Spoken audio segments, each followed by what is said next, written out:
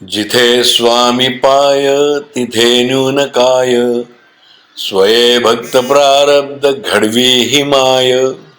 ओम स्वामी समर्थ साधना केंद्र प्रस्तुत साधक स्वामींचा 25 नोव्हेंबरला म्हणजेच गेल्या रविवारी ओम स्वामी समर्थ साधना केंद्रामध्ये एक विशेष मंगलमय यज्ञ समारंभ श्री स्वामी समर्थ अथर्व शीर्षाच्या हवनाच्या रूपाने श्री स्वामी कृपेने पार पडला. श्री गणेशाय नमः. ओम श्रीमत्परमहंस परिवाजकाचार्य अक्कलकोट स्वामी समर्थाय नमः. स्वामी विश्राम धामाचे श्री पद्माकर जोशी आणि पुणे अक्कलकोट पुणे सेवा यात्रा या संस्थेचे संस्थापक श्री श्रीकांत सौंदणकर हे या दैवी सोहळ्यासाठी खास आपल्या साधक वृंदासह केंद्रात आले होते. मंडळी, श्री स्वामी समर्थांच्या अथर्व शीर्षाचे हवन केंद्रात प्रथमच होणार होते. त्यासाठीच्या तयारीची लगबग गेले 2 दिवस चालू होती. यज्ञकुंडाची काटेकोर निर्मिती, तसंच त्यावर रांगोळीने शुभचिन्हांचे रेखाटन, सभागृहाची सज्जता पूज्य जोशी काकांनी केंद्रात आलेल्या साधकांकडून करून घेतली. रविवार, सूर्याचा दिवस, ऊर्जेचा, शक्तीचा दिवस. अशा या दिवशी श्री पद्माकर जोशी आणि श्री श्रीकांत सौंदणकर श्री स्वामींच्या पादुका घेऊन ओम स्वामी समर्थ साधना केंद्रात आले. चला आनंद कोटी ब्रह्मांड सद्गुरु श्री अक्कलकोट स्वामी महाराज की जय. तिथे त्यांचे संस्थेने पारंपरिक मंगल पद्धतीने स्वागत केले. स्वामी समर्थ महाराज श्री स्वामी समर्थ जय जय स्वामी समर्थ. सद्गुरु स्वामी समर्थ जय जय स्वामी समर्थ. श्री स्वामींच्या दिव्य पादुकांचीही स्वागत पूजा झाली. सद्गुरु स्वामी समर्थ जय जय स्वामी समर्थ. महाराज श्री स्वामी समर्थ जय जय स्वामी समर्थ. सद्गुरु स्वामी समर्थ जय जय स्वामी समर्थ.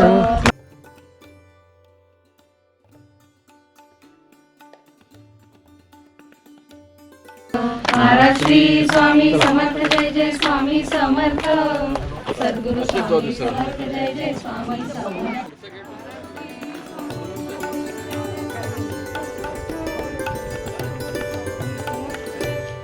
श्री स्वामी समर्थ जय स्वामी समर्थ.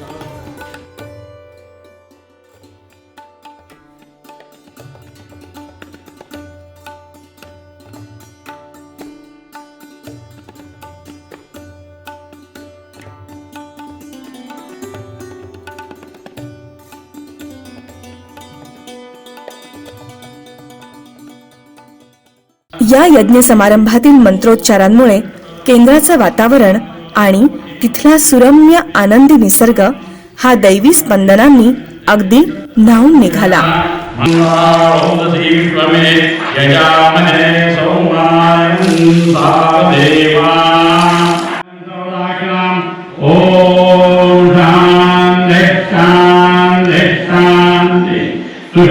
पूज्य जोशी काकांनी आणि केंद्रातील साधकांनी श्री स्वामी अथर्व शीर्षाच्या या वैशिष्ट्यपूर्ण हवनात स्वतः भाग घेतला. ओम दत्तात्रेयाय विद्महे योगीश्वराय धीमहि तन्नो दत्त प्रचोदयात्. स्वाहा. ओम दत्तात्रेयाय विद्महे योगीश्वराय धीमहि तन्नो दत्त प्रचोदयात्. स्वाहा. ओम श्री स्वामी समर्थास्तु सर्वे विघ्नसन्तु सर्वे सन्तुष्टाभयः सर्वे वराकस्तु परिदर्शया.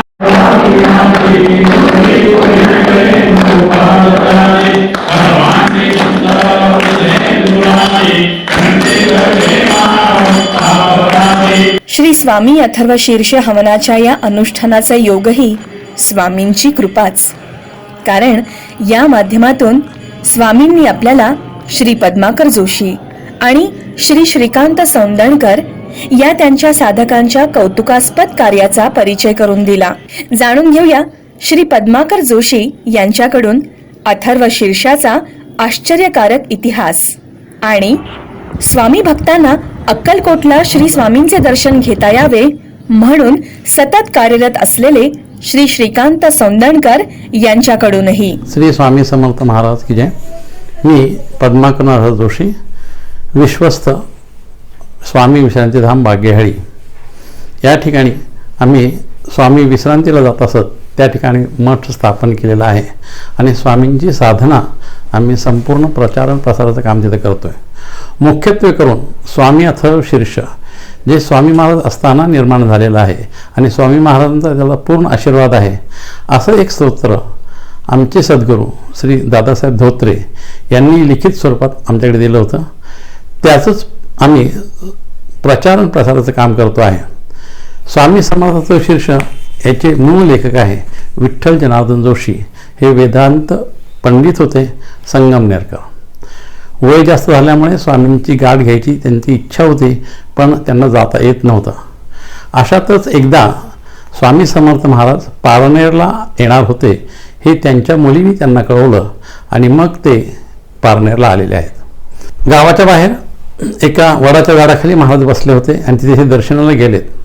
महाराजांची अजान बाहुमूर्ती आणि ते तेजपुंज शरीर पाहून त्यांचे अष्टभाव सिद्ध झाले आणि त्यांच्या तोटून काही स्तोत्र बाहेर पडू लागले, स्तवन बाहेर पडू लागले आणि ते भावसमाधीमध्ये गेले.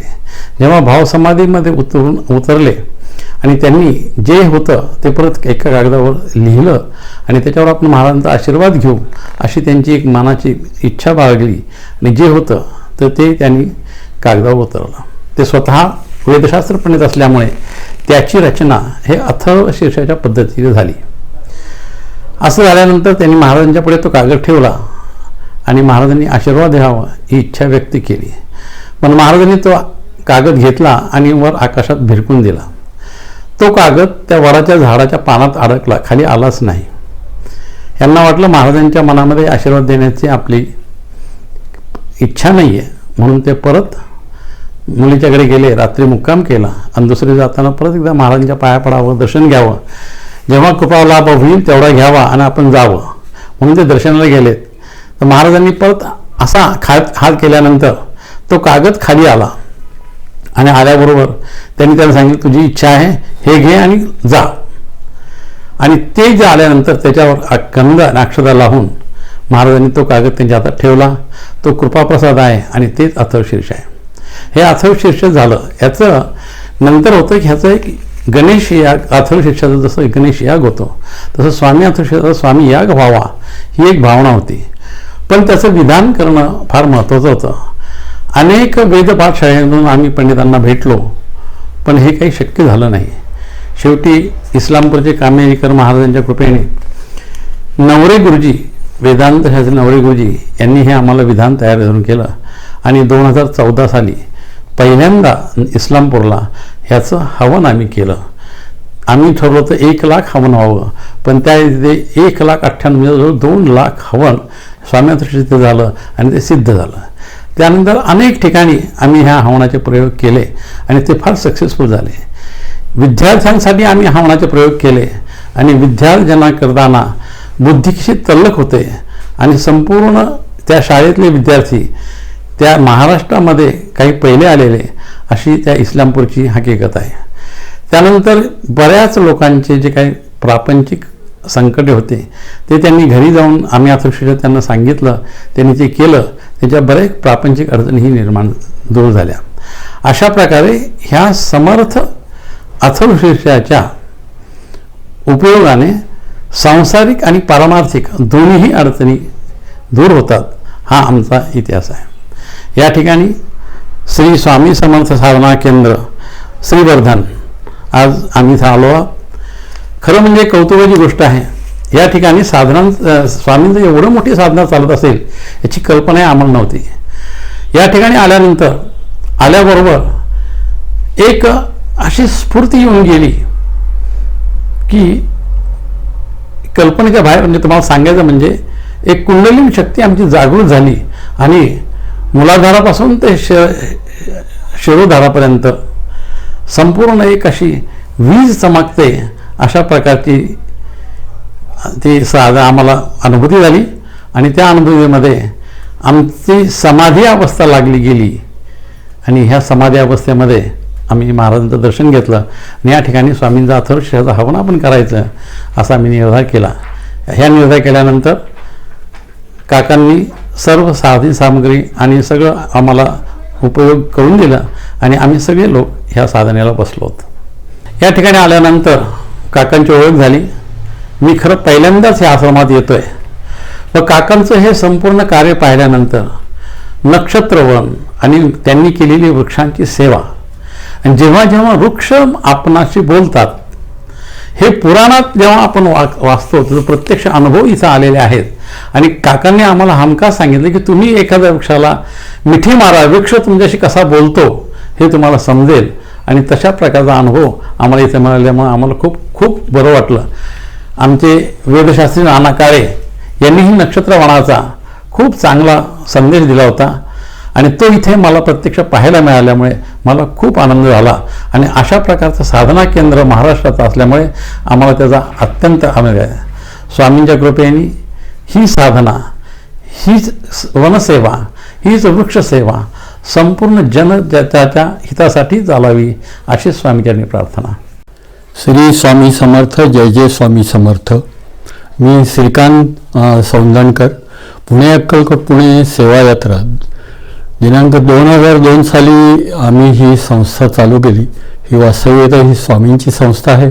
त्या संस्थेचा मी साधा सेवक आहे आणि 2018पर्यंत आम्हाला 15 वर्ष पूर्ण होत आहेत. या 15 वर्षामध्ये जवळजवळ 14 ते 15,000 लोकांना आम्ही पुणे ते अक्कलकोटला आम्ही घेऊन जाऊन अक्कलकोटमध्ये जिथे जिथं स्वामींचं वास्तव्य आहे अशी सर्व ठिकाणे आम्ही प्रत्येक भक्ताला दाखवतो आणि स्वामी पूर्ण कसे आहेत त्याचं सगळं महत्त्व आम्ही पटवून देतो. त्याच्यानंतर बागेवाडी असं एक ठिकाण आहे की ते अक्कलकोटपासून 6 किलोमीटरवरती आहे.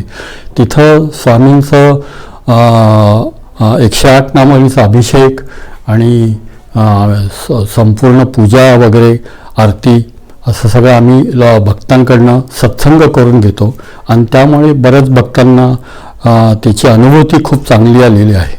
असा हा गेले 15 वर्षाचा हा प्रोग्राम आहे आणि मी आता 2018 साली मी आता ह्या वारीतून निवृत्त होत आहे आणि माझी पुढची अशी एक हे आहे की गणपतीपुळे येथे मी एक मेडिटेशन सेंटर काढतो आहे की जिथं पहिला प्रथम एक 25 मतिमंद मुलं आहेत. त्यांना ह्या मेडिटेशनमधून त्यांना चांगली बुद्धी त्यांच्या बुद्धीमध्ये काही ती परिक्रमा तयार होईल अशा दृष्टिकोनात मेडिटेशन मी करतो आहे आणि आता जानेवारीपासून तो पुढचा कार्यक्रम आहे. श्री दीपक जोशी ह्यांचा माझा परिचय गेल्या 2 वर्षापासून आहे आणि काकांचं हे नक्षत्रवन बघितल्यानंतर वास्तव्यात मी खूपच म्हणजे निसर्गाच्या सान्निध्यात आल्यासारखं मला वाटतं. झाडांना मिठी मारल्यानंतर आपल्याला एक वेगळी अनुभूती येते की खरं सजीवता जी आहे ती आपल्याला खरोखर जाणवती ह्या झाडांमधून. आणि झाडं वास्तव्यात काकांनी कोणतंही खत आणि कोणतेही फवारे किंवा कोणतेही रासायनिक खतं न वापरता ही मंत्रपठणाने ही झाडं वाढवलेली आहेत आणि काकांनी खरंच अलौकिक असं अद्भुत काम केलेलं आहे की जे जगात कुठेही असं म्हणजे बघायला मिळत नाही. हे नक्षत्रवन जे आहे हे प्रथम काकांनी केलं ह्याचा मला खरं म्हणजे इतका वास्तविक अभिमान आहे की खरोखर काकांच्या बाबतीत हे आम्हाला सगळ्या स्वामी भक्तांना हे बन दाखवतात आत्मीयतेने. त्याच्यात इथं स्वामींचं मठ आहे. ह्या मठामध्ये तिथे एक वेगळी अनुभूती आम्हाला मिळते. एक स्वामींची खरोखर काकांवर खूपच कृपा आहे असं मला वाटतं. स्वामींप्रती असलेली निष्ठा, प्रेम, स्वामी मार्गाचा प्रचार करण्याचा साधकांचा ध्यास, साधकांचा प्रवास हा आपल्यासारख्या सगळ्या स्वामी मार्गावरच्या यात्रेकरूंना कळावा, त्यातून अजून जास्त उपासना करण्यासाठी स्फूर्ती मिळावी असा पूज्य जोशी काकांचा उद्देश आहे. तर पुढच्या गुरुवारी आपण भेटूच अशाच एका स्वामी साधकाला.